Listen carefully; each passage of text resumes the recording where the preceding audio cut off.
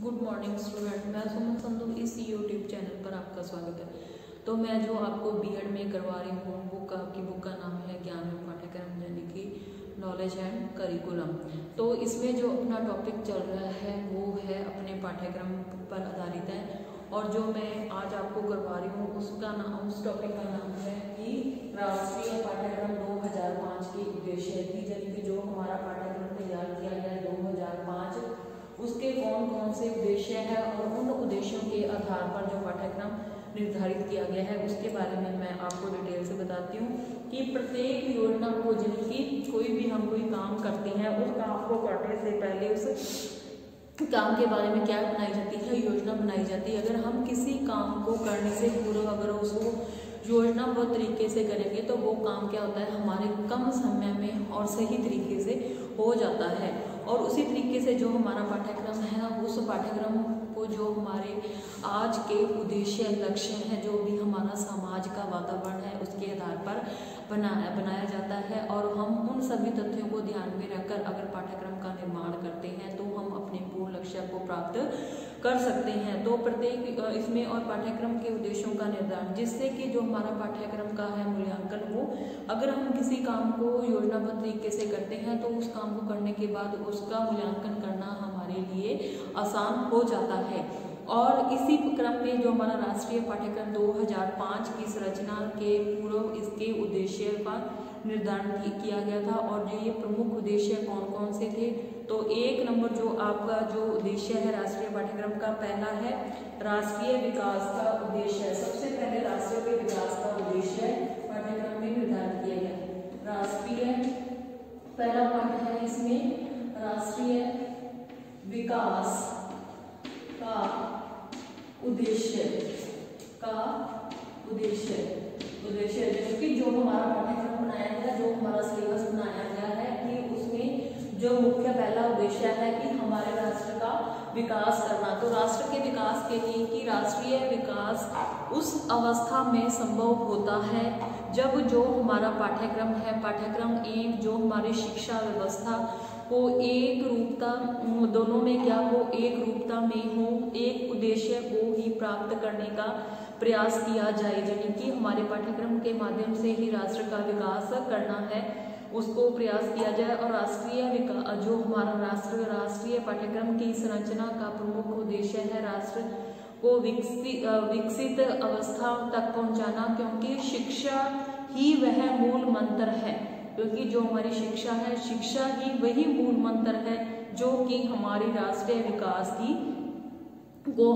विकास को चरम सीमा तक पहुंचा सकता है। और इस पाठ्यक्रम का प्रमुख उद्देश्य है राष्ट्र का विकास करना, यानी कि हम शिक्षा के माध्यम से ही राष्ट्र का विकास कर सकते हैं और जो हमारी शिक्षा है वो ही हमारे राष्ट्र का विकास कर सकती है। तो जो हमारा पाठ्यक्रम है, पाठ्यक्रम का निर्धारण भी उसी तरीके से किया जाता है। उसके बाद पहला उद्देश्य हो गया राष्ट्र के विकास का उद्देश्य। दूसरा है राष्ट्रीय एकता के विकास का, यानी जो हमारे राष्ट्र के अंदर राष्ट्रीय एकता का विकास करना। दूसरा उद्देश्य है राष्ट्रीय एकता का विकास। राष्ट्रीय एकता का विकास पहले दूसरा उद्देश्य हमारा यह है कि राष्ट्र की एकता का विकास करना, यानी कि हमारे राष्ट्र में क्या है, भारत में विभिन्न प्रकार की भाषाएं, धर्म, परंपराएं आदि विद्यमान है। जो हमारा भारत देश है इसमें विभिन्न प्रकार के जो रीति रिवाज, परंपराएं, अनेक प्रकार के धर्म के लोग क्या निवास करते हैं और इनका प्रभाव जो है हमारे सामान्य जीवन पर पड़ता है, जनजीवन पर पड़ता है। जितनी भी हमारी जातियां, धर्म हैं, जितने भी हमारे संप्रदायों के लोग हमारे भारत देश में निवास करते हैं और इन सब चीजों का हमारे सामान्य जनजीवन पर इसका प्रभाव पड़ता है। इसमें अनेक प्रकार की विचारधाराओं में एकता तथा भारतीय परिस्थितियां, जो भी भारत की परिस्थितियों में सदैव राष्ट्रीय एकता की आवश्यकता रही है, यानी कि हमारे राष्ट्र सारे जो जाति, धर्म, संप्रदाय हैं सब वो एक रहकर हमारे राष्ट्र का विकास करें और इसलिए इस पाठ्यक्रम में राष्ट्रीय एकता संबंधित विषय वस्तु का महत्व प्रदान किया गया है। पहला नंबर 1 पॉइंट था कि राष्ट्र का विकास, दूसरा नंबर आपका है राष्ट्रीय एकता का विकास, यानी कि जो हमारे राष्ट्र में अनेक प्रकार की विभिन्न जातियां संप्रदाय रहते हैं उन सब में एकता बनाए रखना, ये हमारे पाठ्यक्रम का मुख्य उद्देश्य है। तीसरा उद्देश्य क्या है? तीसरा उद्देश्य है कि जो हमारा पाठ्यक्रम बनाया गया है उसमें तीसरा उद्देश्य है छात्र में अध्ययन के प्रति रुचि का विकास करना। तीसरा पॉइंट है छात्र में अध्ययन के प्रति रुचि विकसित करना। तीसरा उद्देश्य है कि जो बच्चा है छात्र में अध्ययन के प्रति रुचि विकसित करना, यानी कि उसका अपनी पढ़ाई पर उसका इंटरेस्ट बनाए रखना। तीसरा उद्देश्य ये है कि इसमें जो है जिससे कि छात्र रुचि लेने लगे, यानी कि जो हमारा पाठ्यक्रम है, पाठ्यक्रम बच्चे की परिस्थिति और स्तरानुकूल होना चाहिए, यानी कि जैसी हमारी समाज हमारे देश की परिस्थिति है और जो उसका बच्चे का स्तर यानी कि उसका जो आयु है उसके आधार पर अगर उसका पाठ्यक्रम होएगा तो जिससे कि अध्ययन में वो बच्चा क्या करेगा, रुचि लेने लगेगा और प्रत्येक स्तर यानी कि प्रत्येक जो आयु का बच्चा होता है और क्षमता और उसकी रुचि को ध्यान में रखकर पाठ्यक्रम का जो स्वरूप है उसको निश्चित किया गया है। छात्र अध्ययन में रुचि ले तथा जो हमारी शिक्षण प्रक्रिया में शिक्षक का सहयोग प्रदान करे, यानी कि जो हमारी शिक्षण सामग्री है उसमें शिक्षक सहयोग प्रदान करे। इन सभी तथ्यों से हमारा जो पाठ्यक्रम है, पाठ्यक्रम की संरचना को महत्वपूर्ण स्थान प्रदान किया गया है। 3 पॉइंट हो गए। पहला तो था हमारा राष्ट्र का विकास, दूसरा था राष्ट्रीय एकता का विकास, तीसरा है छात्र की जो रुचि है, जो अध्ययन के प्रति उसकी रुचि को विकसित करना, ऐसा हमारा पाठ्यक्रम होना चाहिए। चौथा है सामाजिक एकता का उद्देश्य, यानी कि सामाजिक एकता। चौथा है सामाजिक एकता, चौथा पॉइंट इसमें है सामाजिक एकता। सामाजिक एकता इसमें चौथा पॉइंट है। सामाजिक एकता कैसे होगी? जैसे कि हमारे समाज में सामाजिक एकता का आशय या उसकी व्यवस्था है विकास करना, जहाँ की प्रत्येक व्यक्ति। दूसरा उद्देश्य है हमारा सामाजिक एकता, यानी कि हमारे समाज में जहाँ प्रत्येक व्यक्ति अपने अधिकार और कर्तव्य, सामाजिक एकता होगी कि जहाँ हमारे देश के जितने भी लोग हैं, रहने वाले व्यक्ति, निवास नागरिक करते हैं, प्रत्येक व्यक्ति अपने अधिकार कर्तव्य एवं उसके स्वस्थ जो उसका सामाजिक परंपराओं का पालन एवं संरक्षण करता है।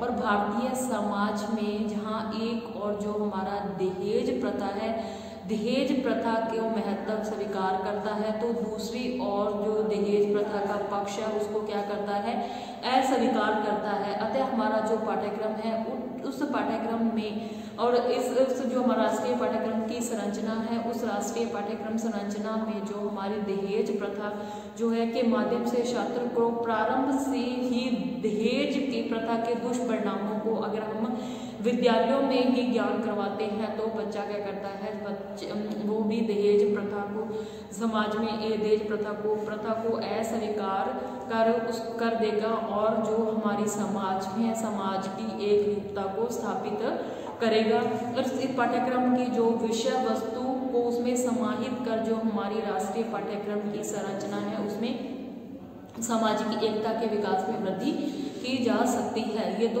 चौथा पॉइंट हो गया सामाजिक एकता का विकास करना, चौथा उद्देश्य। पांचवा उद्देश्य है अभिभावकों की आकांक्षाओं की पूर्ति।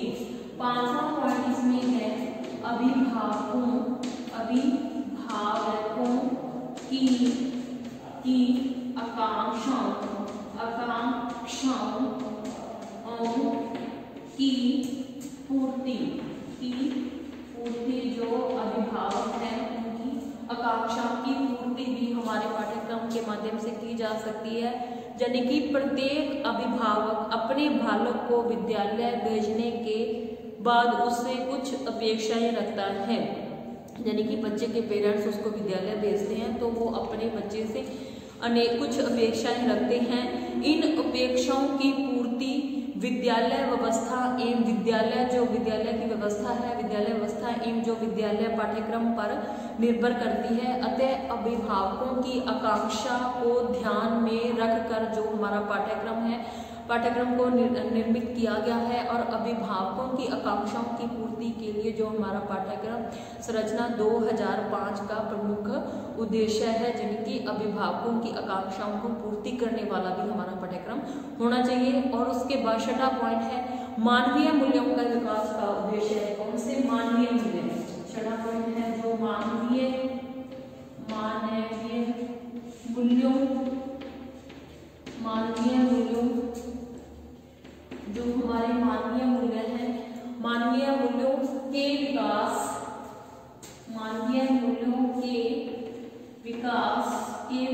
का उद्देश्य, मानवीय मूल्यों के विकास का उद्देश्य इसमें क्या है कि क्योंकि भारतीय दर्शन एवं शिक्षा मानवता एवं नैतिकता को महत्वपूर्ण स्थान प्रदान करती है। यानी कि जो ये हमारी शिक्षा है, ये मानव को भारतीय दर्शन एवं शिक्षा जो है मानवता एवं नैतिकता को महत्वपूर्ण स्थान प्रदान करती है। इसलिए शिक्षा के लिए निर्मित जो पाठ्यक्रम है, निर्मित पाठ्यक्रम का स्वरूप भी तथ्य से संबंधित होगा। इस पाठ्यक्रम का मुख्य उद्देश्य है कि छात्र में प्रेम, सहयोग, दान, परोपकारता एवं सहिष्णुता ऐसे मानवीय मूल्यों का गुणों का उसमें विकास करने वाला हमारा पाठ्यक्रम होना चाहिए। उसके बाद है भाषाई समस्याओं के समाधान का उद्देश्य।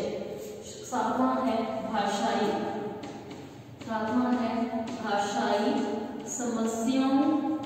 समस्याओं के समाधान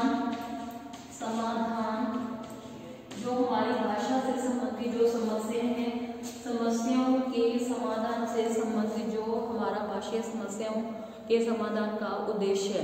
भारतीय समाज में क्या है, विभिन्न प्रांतों में भाषा के स्वरूप क्या भिन्न भिन्न पाए जाते हैं। यानी कि जो हमारा भारत देश है, इसमें अनेक प्रकार की जातियां और भाषाएं बोलने वाले लोग निवास करते हैं। तो इसके साथ जो हमारा राष्ट्रीय पाठ्यक्रम का निर्माण भाषा की समस्या वो हमेशा से ही सदैव से ही बना है, सदैव से ही रही है।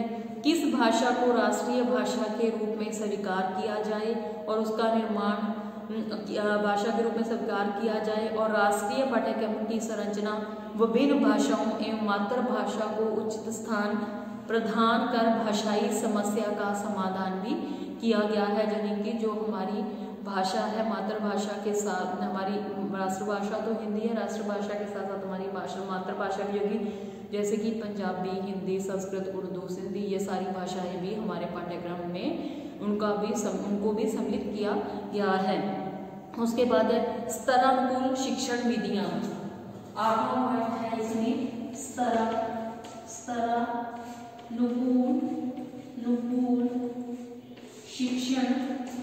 स्तरानुकूल शिक्षण विधियां।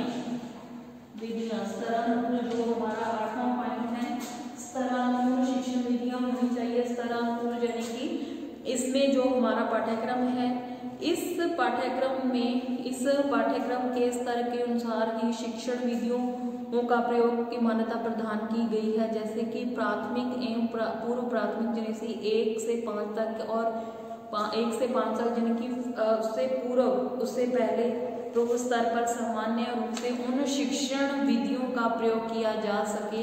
यानी कि बच्चे को, जैसे छोटे बच्चे होते हैं, उन बच्चों को खेल विधि के माध्यम से पढ़ाना चाहिए। खेल से संबंधित जो भी कथन है, तथ्य हैं, उनका व्याकरण का प्रयोग को माध्यमिक स्तर पर करना चाहिए। यानी कि बच्चे को छोटी कक्षाओं में खेल विधि के माध्यम से पढ़ाना चाहिए और बड़ी कक्षाओं में व्याख्यान विधि के माध्यम से पढ़ाना चाहिए। यानी कि उनकी जो आयु स्तर है उसके आधार पर पाठ्यक्रम का निर्धारण करना चाहिए। उसके बाद है प्रभावी शिक्षण का उद्देश्य। किसका? 9वां पॉइंट है प्रभावी शिक्षण का उद्देश्य। प्रभावी शिक्षण का उद्देश्य आपका आगे 9वां पॉइंट है जो वो है प्रभावी शिक्षण, यानी कि हमारी जो शिक्षण व्यवस्था हो वो प्रभावी शिक्षण व्यवस्था।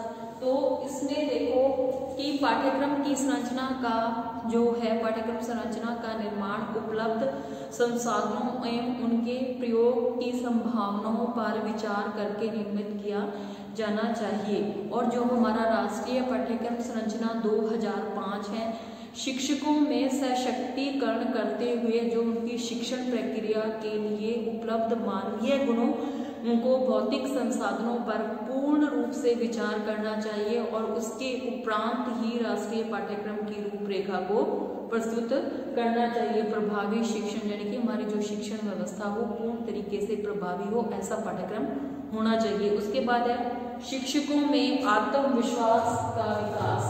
10वां पॉइंट है शिक्षकों में,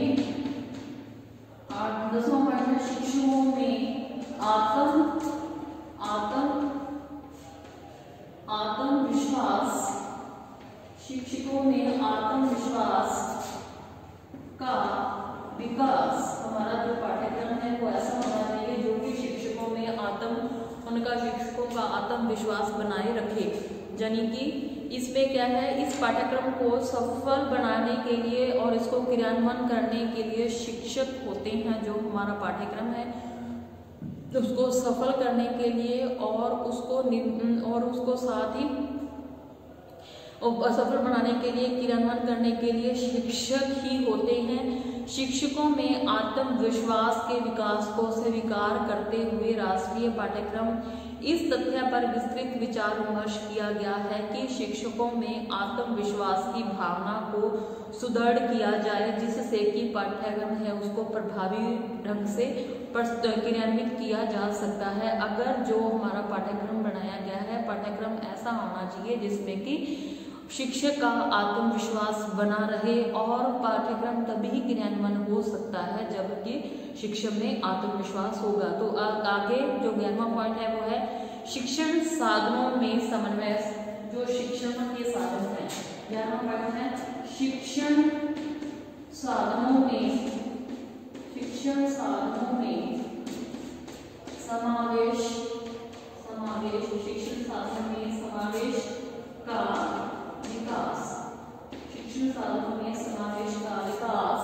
तो इसमें देखो शिक्षण साधन जैसे कि जो हमारा राष्ट्रीय पाठ्यक्रम संरचना 2005 का प्रमुख उद्देश्य है शिक्षण में मानवीय एवं भौतिक साधनों मानवीय और भौतिक साधनों में समन्वय स्थापित करना, क्योंकि पाठ्यक्रम के निर्माण से पूर्व उपलब्ध जो शैक्षिक संसाधनों का विचार किया जाता है और जो हमारा राष्ट्रीय पाठ्यक्रम संरचना में उन सभी संसाधनों एवं उचित एवं समन्वयपूर्ण प्रयोग से प्राथमिकता दी गई है, जिससे कि पाठ्यक्रम के क्रियान्वयन में किसी प्रकार की कोई बाधा उपस्थित न हो। इस प्रकार का हमारा पाठ्यक्रम होना चाहिए। यानी कि जो हमारे शिक्षण के साधन हैं उन साधनों में इस प्रकार का समन्वय स्थापित किया जाए जिससे कि हमारा जो पाठ्यक्रम का लक्ष्य है, उद्देश्य है वो प्राप्त हो सके। उसके बाद आगे 12वां पॉइंट है छात्रों के सर्वांगीण विकास।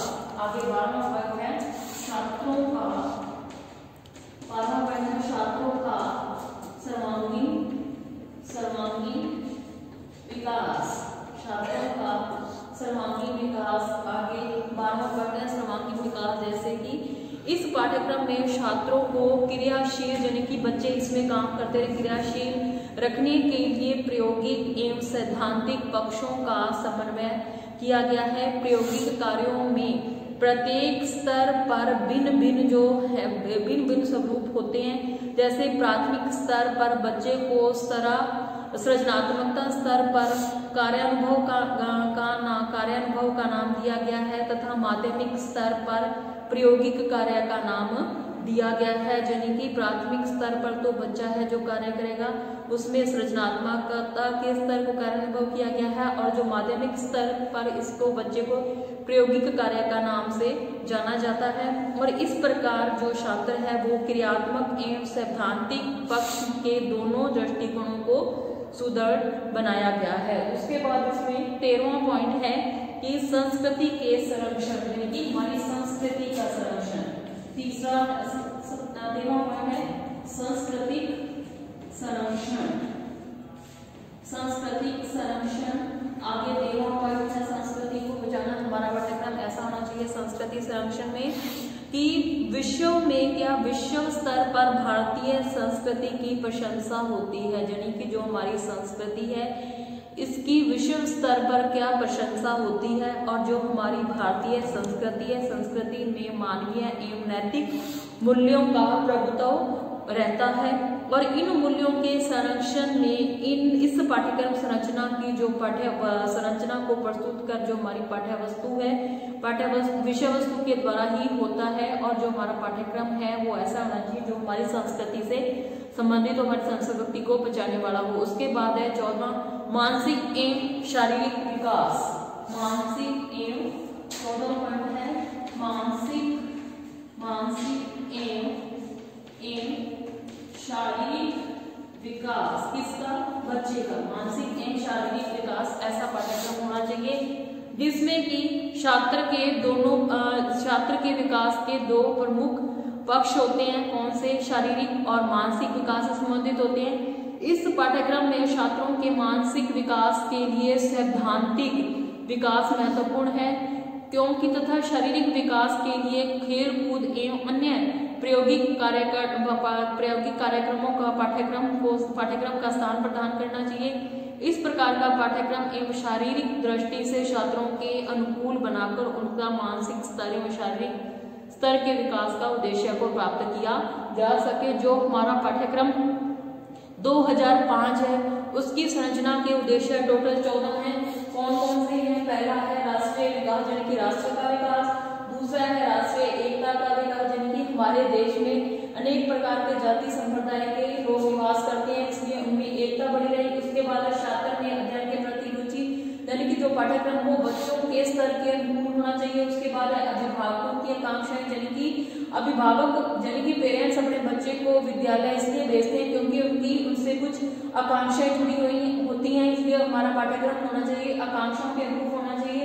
मानवीय मूल्यों के विकास यानी कि जो हमारे मानवीय मूल्य नैतिकता का मूल्य हो गया सहिष्णुता का प्रेम का ये सारे मूल्यों का विकास हो सके। भाषाई समस्या यानी कि जो हमारा पाठ्यक्रम है उस पाठ्यक्रम में भाषा से संबंधित भी अनेक प्रकार की समस्याएं पाई जाती हैं जैसे कि जो हमारी राष्ट्र भाषा हमारी हिंदी होगी इसके अलावा मातृभाषा जैसे कि पंजाबी संस्कृत इंग्लिश उर्दू सिंधी सभी भाषाओं को भी हमारे पाठ्यक्रम में शामिल किया गया है। उसके बाद शिक्षण विधियां यानी कि छोटी कक्षाओं में जो होना चाहिए पाठ्यक्रम वो विधि के माध्यम से और बड़ी कक्षाओं में व्याख्यान विधि के माध्यम से पाठ्यक्रम दिया जाना चाहिए। और उसके बाद है प्रभावी शिक्षण का उद्देश्य यानी कि जो हमारा पाठ्यक्रम है वो प्रभावी होना चाहिए जिससे कि उसका जो शिक्षण का उद्देश्य पूर्ण हो सके। शिक्षकों का आत्मविश्वास यानी कि पाठ्यक्रम ऐसा होना चाहिए जिसमें कि पाठ्यक्रम को तभी पूर्ण और सफल बनाया जा सकता है जबकि शिक्षक उसमें आत्मविश्वास से उसमें पूर्ण योगदान ले सके। उसके बाद शिक्षण साधनों का समावेश यानी कि जो हमारी शिक्षण सामग्री है उसका भी समावेश होना चाहिए। छात्रों का सर्वांगीण यानी कि इसमें छात्रों का जो पाठ्यक्रम है बच्चों का संपूर्ण विकास करने वाला होना चाहिए। और संस्कृति का संरक्षण और हमारे पाठ्यक्रम में हमारे सांस्कृतिक से हमारी संस्कृति है उसको बचाए रखने और उसका संरक्षण करने वाला हमारा पाठ्यक्रम होना चाहिए। और लास्ट में है मानसिक और शारीरिक पाठ्यक्रम ऐसा होना चाहिए जिसमें कि बच्चे का मानसिक और शारीरिक विकास हो सके यानी कि शारीरिक विकास खेल कूद के माध्यम की जो विधि है उसको भी इस पाठ्यक्रम में सम्मिलित करना चाहिए। तो जो मैंने आज टॉपिक करवाया था वो था कि आपका जो राष्ट्रीय पाठ्यक्रम संरचना 2005 है उसके कौन कौन के उससे उद्देश्य हैं उसके कुल 14 उद्देश्य थे वो आज आपके पूर्ण हो चुके हैं। तो आज की क्लास है जो आपकी यहीं खत्म होती है। धन्यवाद।